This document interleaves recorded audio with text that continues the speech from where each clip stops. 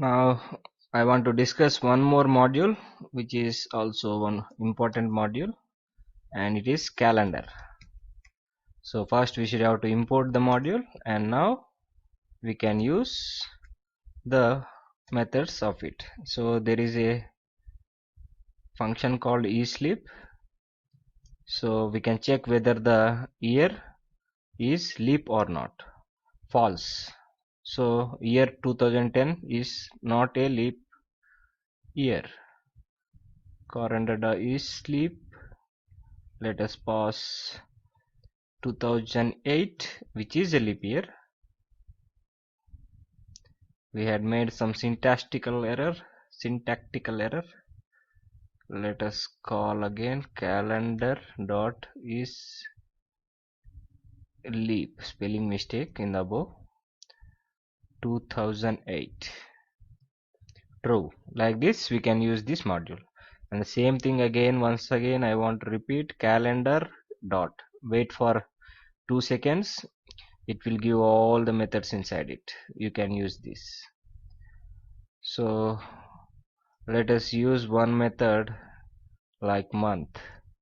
Let us display the month. Using this method we can display the method. Let us give this year. This year is 15 now when I am recording, and let us give the month as 4, and let us execute it. So this is giving the 4th month is April. So this is giving as a string. See, all the values are stored in the string, and here you can see there is a escape sequence n, which will place the cursor in the new line. So when we write inside the print, this escape line will be useful. Calendar dot month. Let us print 2015, and the fourth is April. So April 2005. This is how we can print the month in the any year. Let us choose one more year like 1990. Call calendar dot month and give the values 1998, let's say, and let us say 12. This is printing the month 12. Now if you want to print the entire calendar of the particular year, so for that, calendar dot, we want to print the entire calendar, and here we should have to pass some arguments. So first one is year. Let us pass the same year, 2015, comma, and then we should have to pass the value like maximum width between the each character. Let us say 2. Then lines per week.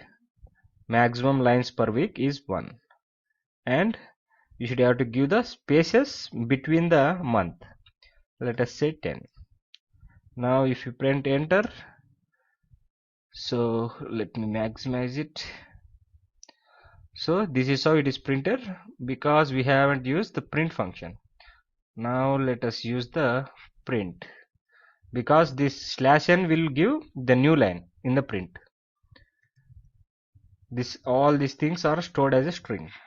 So now let us calendar dot calendar, in between we are passing 2015 dot 2 dot